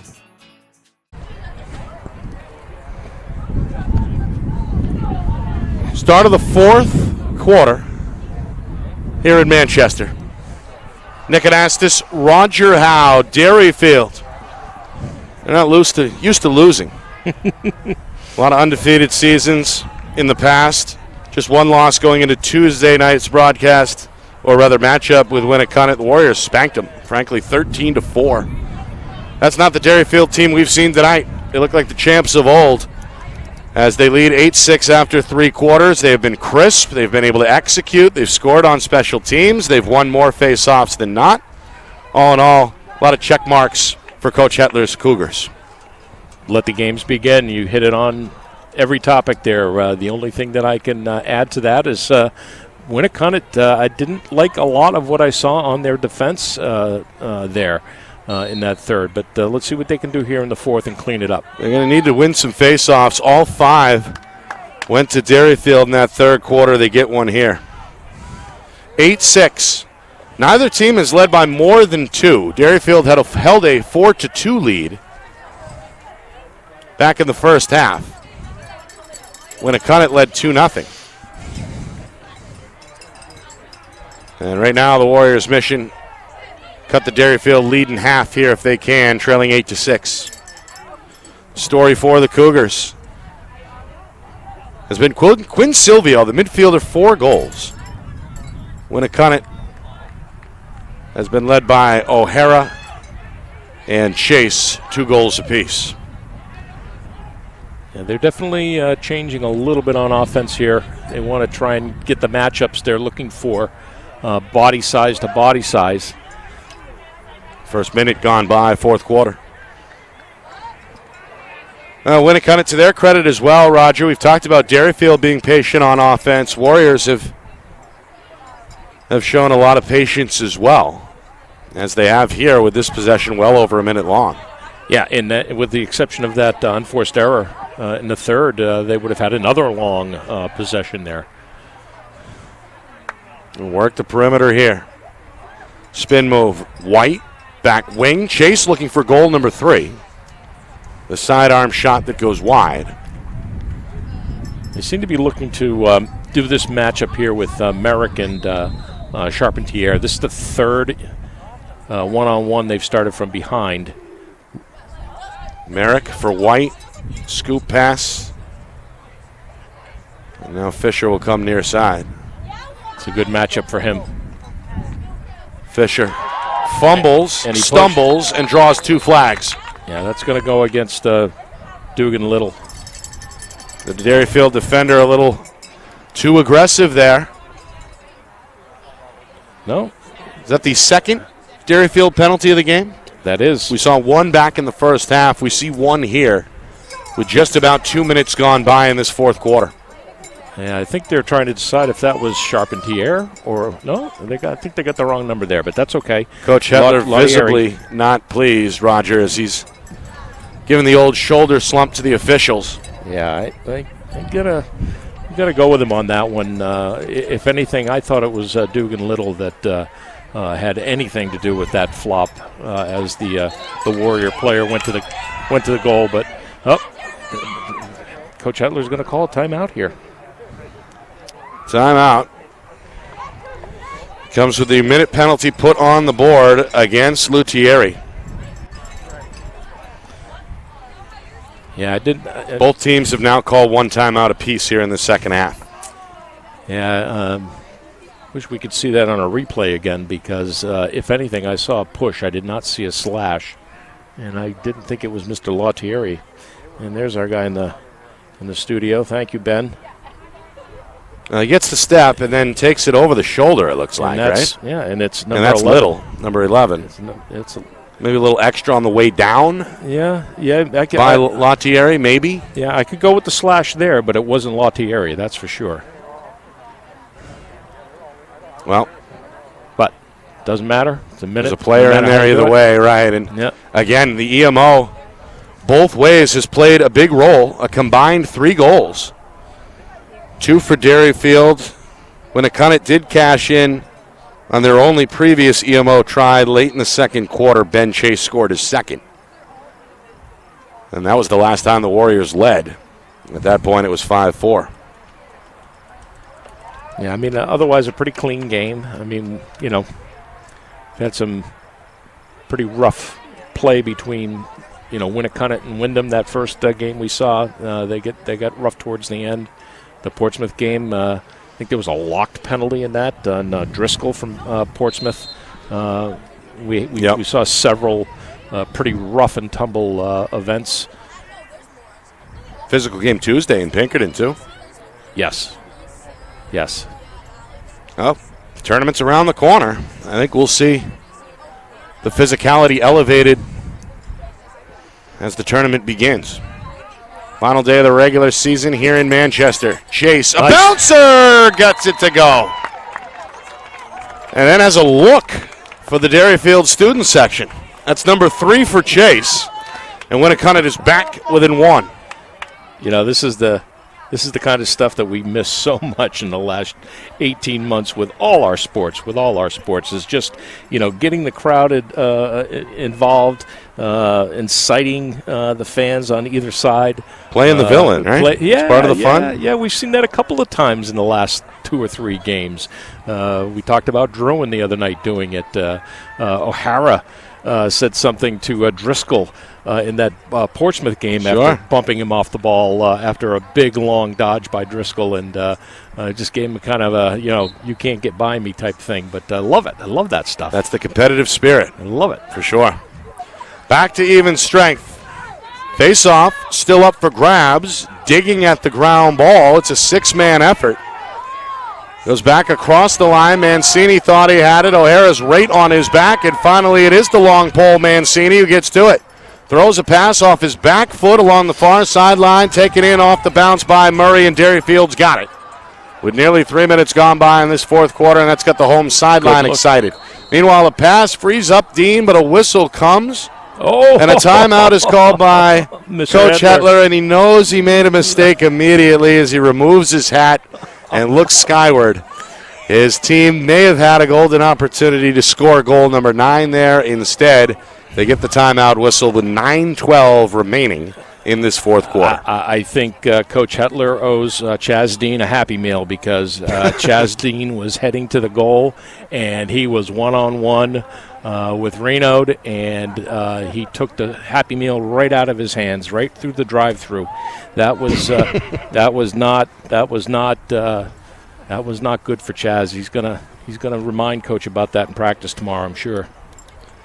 Are the toys still included in the Happy Meal? No, I don't they think do they away are. with that. No, they don't. I don't think they do that anymore, do they? I think they give you, they give them slices of apples or something. Give them a now. sticker, or pat on the back, participation trophy. Yeah, I mean, it's a whole generation of kids that don't even know there were toys in the Happy Meal now. Right. I mean, geez, That was part of the fun. It was really the selling point, wasn't it? Yeah, unless you were a parent. Right. With 5 kids. Right. All right, here we go. Out of the timeout, Derryfield. Trying to draw something up here. They've got a 1-goal lead. It's been really tight, really all afternoon. Nick Anastas, Roger Howe with you. Final game of the regular season. Both teams gunning for their 13th win of the campaign. Talking fast food and lacrosse. That's right. 2 of my favorite things. All right, they work it far side. Murray. Deep behind the cage, Etzo. He's scored twice tonight. Silvio has been the leading scorer all around with 4 goals for Derryfield. Number 18 here in white on the near wing. Wants a running start. Spin, low laser. Outside. Just beyond the right knee of the goaltender, Reynaud. I'm going to have to ask Coach Hetler why he called that timeout there, too. You're up by a goal here. You know you're going to possess the ball. Interesting call there. Must have had something in mind. Etzo, good footwork near side, looking for a cutter. The slide comes over defensively. Yeah, Etzo knows how to play that slide. He gets doubled up on that side, and he passes it across to Gersh. And Gersh had no one to pass it to. There's got to be somebody open, and that was Murray who was coming around the backside. He was behind the net. Did not have the open body on that far side, but Derryfield's looking that way, which is all about the coaching and how they've been coached to run this offense. Also not forcing anything, right? No. Absolutely, yeah. And Gersh didn't force anything. He didn't even try to dodge there. He knew that the play was dead. Live another day. Meanwhile, Silvio lost it for just a moment. Hot on his heels is defender Hunter Juanitos. And now, the one-on-one matchup we've been watching, that's Ryan Etzo against the big defender Woolley. Yeah, folks, if you're watching down low here. Well, this is actually Nico Zano, 76 defensively for Winnacunnet. Good slide. Pass intercepted. It's O'Hara. Nope, not O'Hara. 85. Kennelly, O'Hara's teammate and classmate. Long outlet. Up the middle. Guacchione near side. Ellis going to pull it back out. Well, Winnacunnet, they're not going to force it either, Roger, as we head towards the midway point, fourth quarter. Warriors want to set something up to try and find the equalizer. Yeah, this is going to be your molasses set. You're going to do this nice and slow. You are not going to make a mistake here, unwarranted. Just watch how slow this thing develops, and they're going to go right again with Merrick behind. There's a matchup. No slide. Good move, but Little poked it loose. Fisher had the step to his right. Ground ball, though, ends up with Winnacunnet. Warriors will keep it, still searching for the tying goal. We hit the midway marker. 6 minutes remaining, regulation. Derryfield looking for payback after losing out on the beach Tuesday. There it is. Bouncer ends up high over the cage from Chase, out of play. It'll stay with the Warriors. Yeah, Chase did not want that to come out of his stick that way. He was looking corners. He was not looking bounce shot. That just very weak out of his stick.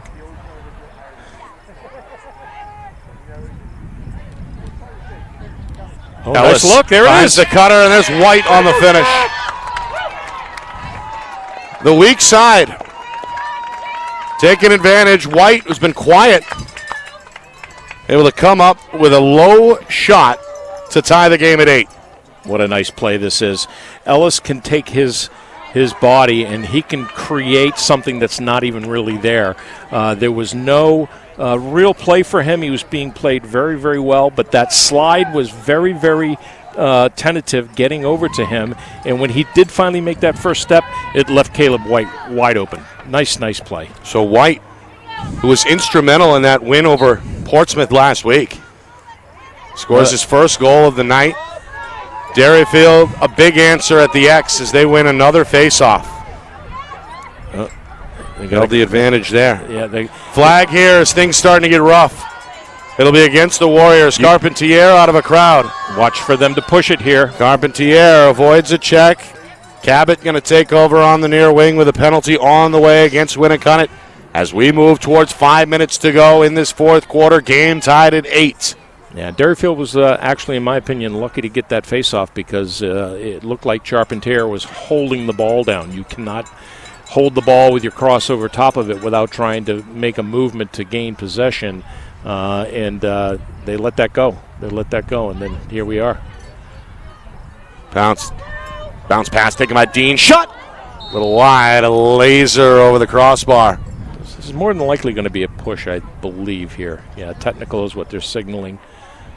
Comes with 4:45 remaining fourth quarter. We got a number yet? Is that going to be O'Hara? No, Chase? It will be Chase as he drops to his right knee. So, a costly mistake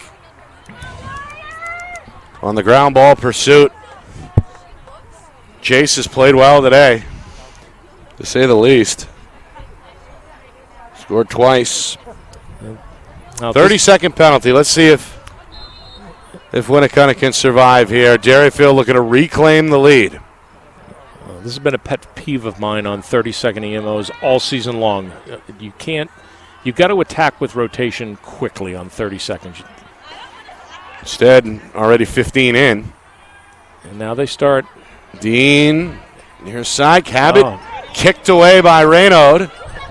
Loose ball near side, and it's Canelli who gets to it for the Warriors. Yeah, that went off Garofalo's foot, I believe.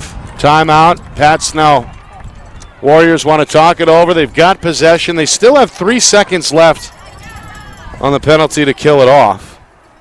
As we get a look at that shot, it was on the defender, right? Yep. The defender on the foot. I thought it was Raynaud, the goaltender. Nope. It was the defender instead, and well, either way, a good defensive play by the Warriors collectively. Yeah, they needed that. That if he had gone low-high there, that probably would have been another story. But he chose to keep it low, and big body got in front of him. Reminder, coming up after the game, we'll take a look around the state. Full scoreboard, final regular season games statewide.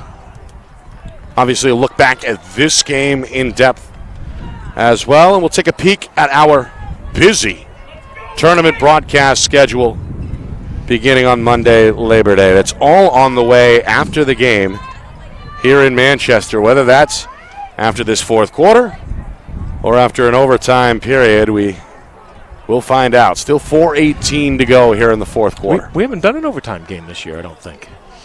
Is that right? I don't think. Well, all the overtime games that happened early on in the season where it seemed like everyone was an overtime game that we weren't doing, we did do an overtime game. Okay, we're getting a nod from our head cameraman.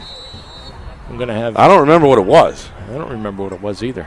I'm going to have to go back and think The about that. Winnacunnet-Portsmouth game we did last week was a 1-goal difference with a shot coming in the final seconds that could have tied the game. Yeah.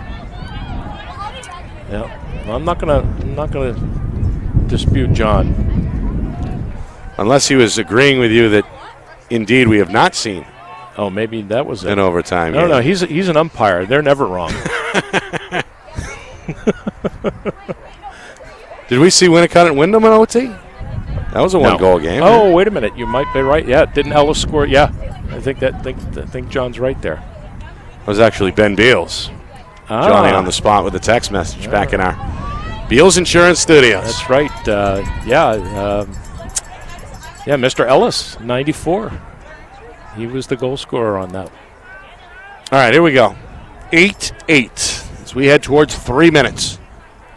Warriors looking for the 2-game sweep after beating Derryfield in Hampton back on Tuesday.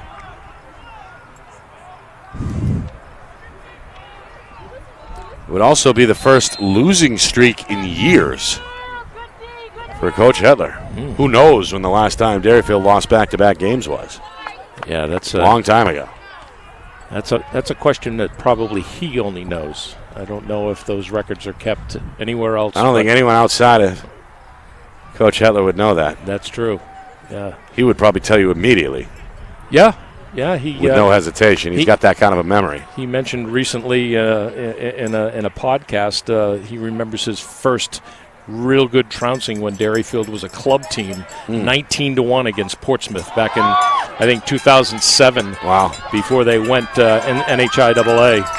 Meanwhile, Derryfield patient on the defensive end. They finally forced the Winnacunnet mistake and now clear the turnover with a long pass from the goaltender. Dean sees a man up in front. Murray took his eye off the ball. Loose, scooped up by Wool's far side, fires back towards the cage. Reno pulls it in, takes a deep breath, and now throws a short outlet pass up the middle for O'Hara. Right to left, Winnacunnet coming as we head towards 2 minutes to go, fourth quarter. Warriors looking for the lead on the road with the game tied at 8. Well, I'm wondering if Murray didn't lose that in the sun, Nick. He was looking right over here at us, and the sun is right over our heads. Or behind us, that is. Meanwhile, Fisher gets rid of it. Ellis now on the near side wing. Final 100 seconds here in regulation. I believe both teams have a timeout, too. O'Hara looks for the screen. Now dashing towards the cage, lost it behind the net. Recovered, though, and a nice play by Ellis. Fisher back near side. This is White giving room. Silvio, the defender, down to 1:10. The Derryfield student section trying to inspire the defense, shaking the cowbells here along the near sideline. And we are down to 1 minute remaining, fourth quarter. Derryfield starting to press out a little bit. Spin move. Ellis back to the middle. Still trying to find room. O'Hara deep on the far side wing. Gets rid of it for Chase. Back behind the cage. Ellis looking for a one-on-one move. Pass up top. Fisher. Got it. Steps in front. Shot. Wide. Foot race. Stays with Winnacunnet. 36 seconds to go on the clock. The official holding it up.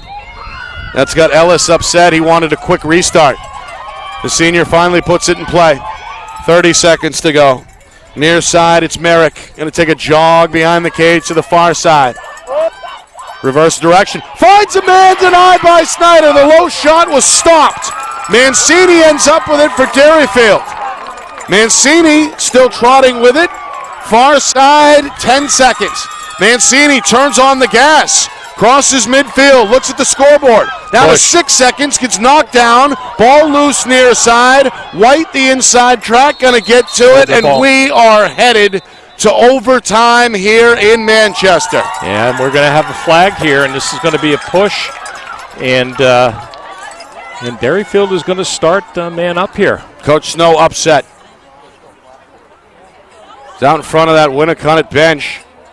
Not happy. Well, I think what he's complaining about is the fact that the far side referee made that call when the near side ref here was closest to the ball, but it was still clearly a push, in my opinion.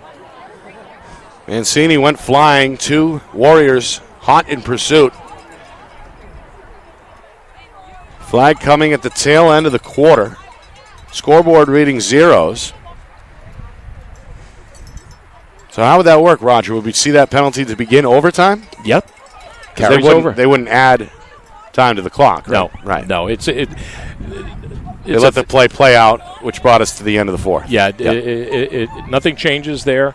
The flag happened during the pace of play. So Derryfield's going to be man up, and it's going to be man down face off for Winnacunnet. The only thing I don't know is who is going to be in the box. I didn't catch that number for Winnacunnet. Looks like it might be O'Hara. O'Hara's closest to the pin. No. Or is it Juanitos was also, I think, in the area, although O'Hara looks like he's protesting. Yeah, I remember seeing O'Hara. It is O'Hara. It is O'Hara, yeah. So this Coach is Snow gives him a love tap on the top of the helmet. O'Hara's played a great game.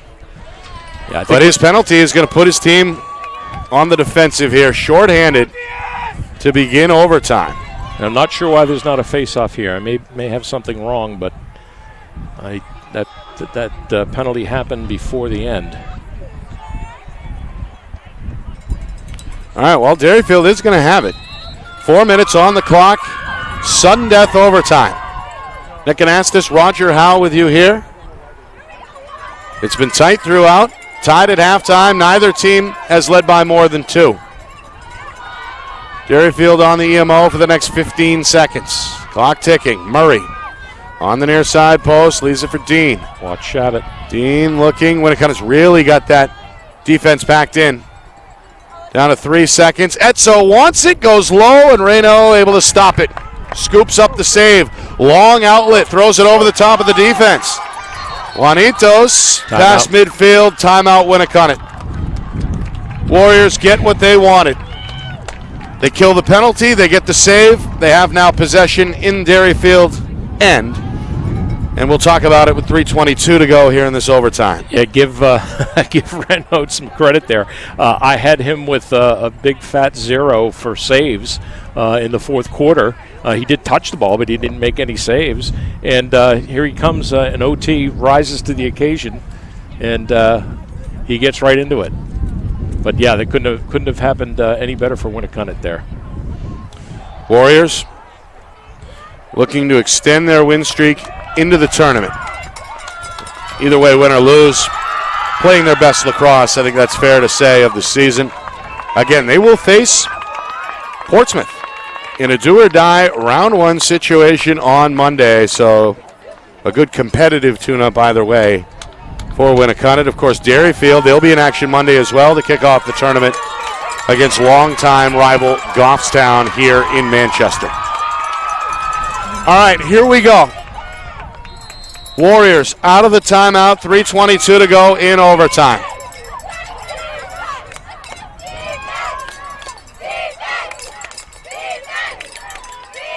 You can hear the Cougar student section chanting defense. Schneider out of the cage. Pass taken by Chase. Leans near side. Shot jammed up by Mancini. And springing onto that miss is Schneider himself out of the cage. Schneider launches a high outlet pass that's taken. Past midfield along the far sideline. Little nowhere to go. And now Coach Hetler calls a timeout himself. 2:47 to go in OT. Game tied at 8. Derryfield now in possession. Yeah, Ben Chase is a little upset with himself. He got his spot there to take it to the rack, and he got held up quite nicely by Mancieri, the defender. And just as he was getting ready to make his turn and release, that ball went right straight down into the ground. And easy pickup for Snyder, and gets it kind of on a risky pass, I would think, at this point in the game, to have to go cross field, upfield. Had some hang time. And hey, if you miss that and it's an unforced error out of bounds, you go in the opposite direction and you're giving Winnacunnet the ball back. So good for him to peg that.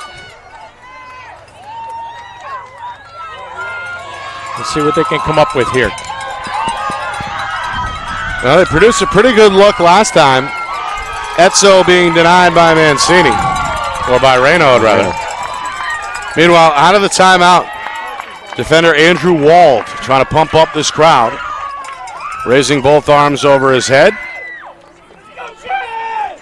He'll, of course, be watching from the defensive side of the field as the attack gets things going. Final 2:40. Derryfield looking to avenge Tuesday's loss. Etzo near side, Carpentier up top. Dean bends the knees a little bit to bring that pass in. Given room by the defender, Canale throws it deep into the shadows behind the cage. That's Etzo. 2:20 to go.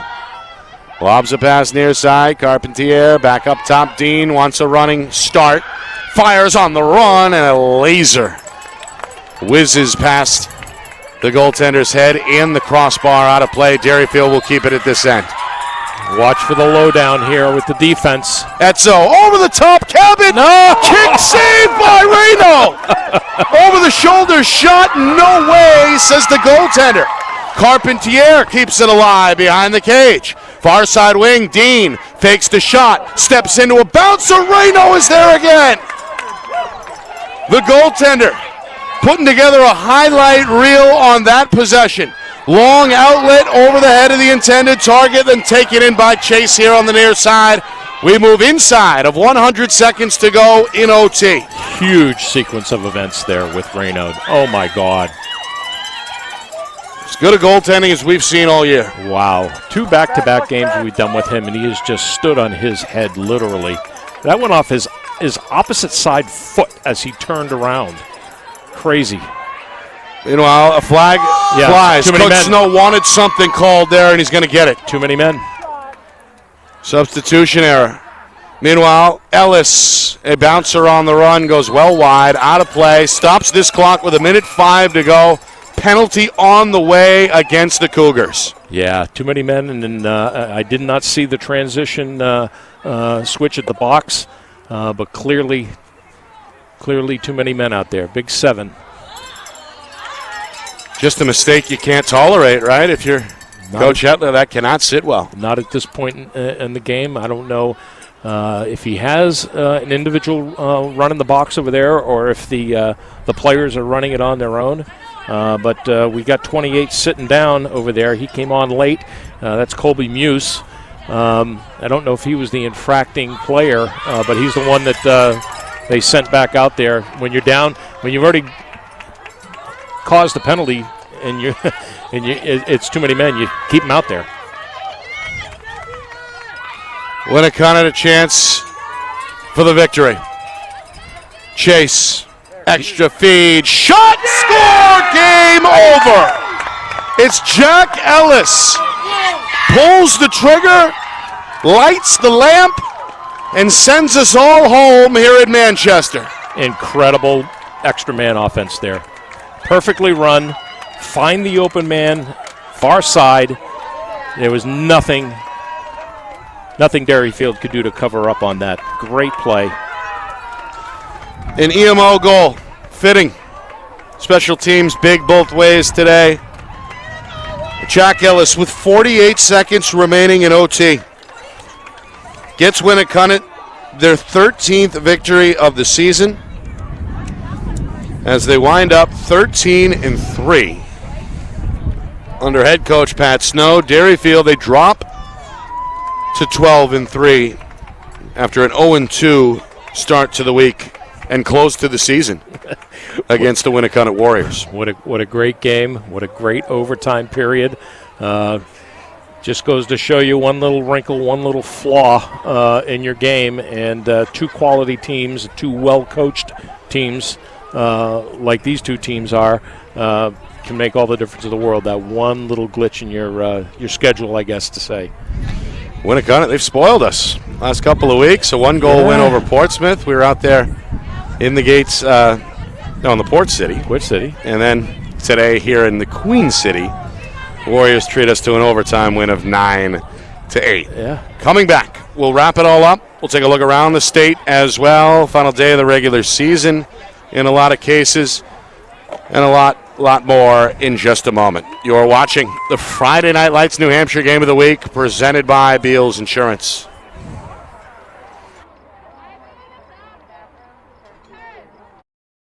Our broadcast today, as it always is brought to you by Beals Insurance Agency, with locations now in both Bedford and Londonderry. Whether you need home, auto, or business insurance, Beals Insurance will get you both the price and quality coverage that's right for you. Just call 603-471-9999 or visit BealsInsurance.com to request a free quote and start saving money today. Again, that's BealsInsurance.com. The New Hampshire Tomahawks promote the highest level of club lacrosse competition, not just in the state, but in the country. Looking to get recruited? Director Chris Cameron keeps an open dialogue with the nation's top college lacrosse coaches. Over 400 New Hampshire Tomahawks alumni have played at the college level, including the ACC, Big East, Big Ten, Ivy, NESCAC, NE10, and more. The New Hampshire Tomahawks coaching staff has over 100 coaches, including current high school varsity and college coaches. The Tomahawks offer training for players of all ages, clinics, camps, and leagues, along with spring, summer, and fall elite teams. So play with the best. The New Hampshire Tomahawks, showcase and development for college lacrosse. Visit NewHampshireTomahawks.com and girls.nhtomahawks.com. Are you thinking of selling your home? Well, now may be the time, given that spring is here, the market is hot, and interest rates remain at all-time lows. It's time to call Roger Howe, a licensed professional realtor with the Bean Group. Not sure what your home is worth? Roger will provide a market analysis for you at no charge. With 12 years experience in residential, commercial, leasing, and investment properties, Roger knows your local market. So contact Roger Howe of the Bean Group today. Is your company interested in showcasing your brand to thousands of high school sports fans across New Hampshire? If not, why not? And if so, let's go. Friday Night Lights New Hampshire is seeking sponsorship partners. It's the perfect way for your company to get out in front of the moms and dads who make up our community. Help us help you, and we can grow together. If you're interested in partnering with Friday Night Lights New Hampshire, then email us at fnlnhmedia@gmail.com. That's fnlnhmedia@gmail.com. Join our team today.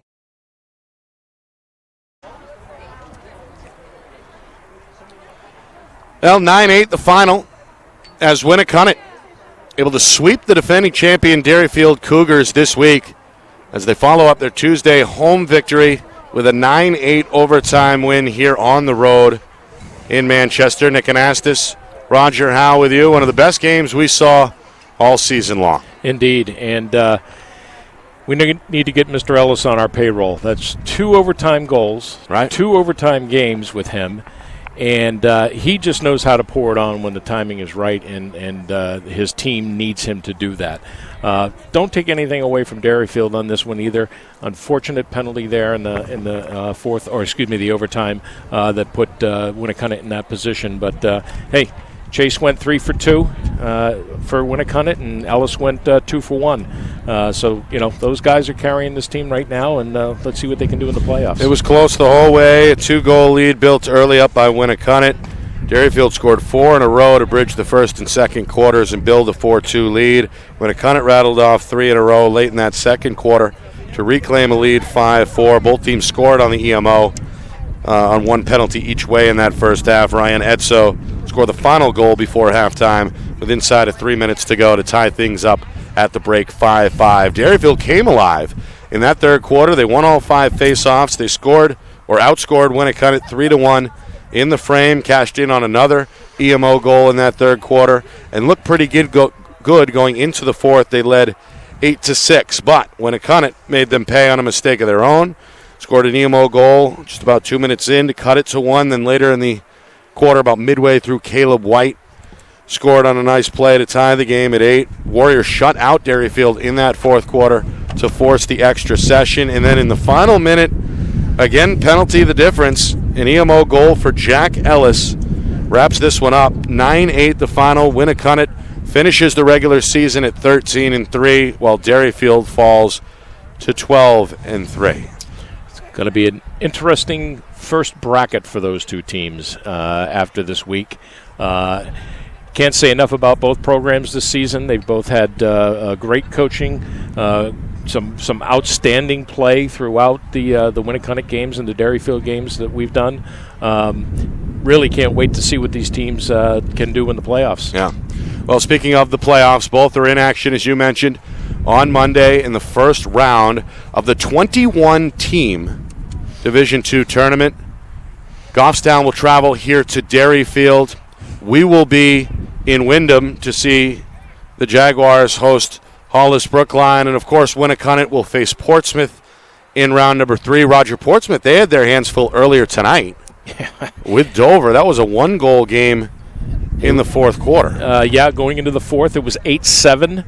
And I don't know what's going on over in Dover with Coach Murphy, Liam Murphy, who is a Dover alumni, but he had those guys up for that game. You can almost call that a border war between Dover and Portsmouth, but something's going on over there with the Green Wave, and it'll be interesting to I talked to him through Twitter. I'm going to find out what's going on with the Green Wave, because they're going into the Division I bracket, although they played nothing but Division II teams this year. Bedford and Exeter meeting for the second time tonight. This week, that was a 13-4 Exeter win back on Tuesday. That game getting underway shortly, it looks like. Yeah, it's their senior night over at Exeter. Okay. So that's a late start. BG also looking to wrap up an undefeated season with a road win tonight at Salem. Also Merrimack and Concord getting together. We'll see Concord, by the way, a week from today in the preliminary round of the D1 tournament, as Concord will travel to Souhegan. We will be there for that game as well. Roger, your final thoughts here from Manchester. Well, wish we could be here for the next Derryfield game against Goffstown. We didn't get to see Goffstown this year. That should be a very exciting game. Goffstown, has a good program over there. New coach, Coach Lewis, left the program a year or so ago, and it would have been nice to see that. But very, very excited for the playoffs. I hope these boys that are playing on Monday can get out of that 2-day off vacation mode, right? Vacation mode, right. And be ready to play. Because I'm sure that I don't know what NHIAA has to say about it, but I'm sure there's going to be at least one practice allowed over this weekend, where normally you wouldn't have a practice going on. Right. Final reminder: we will be in Wyndham, Hollis Brookline at Wyndham, Monday at 5:00.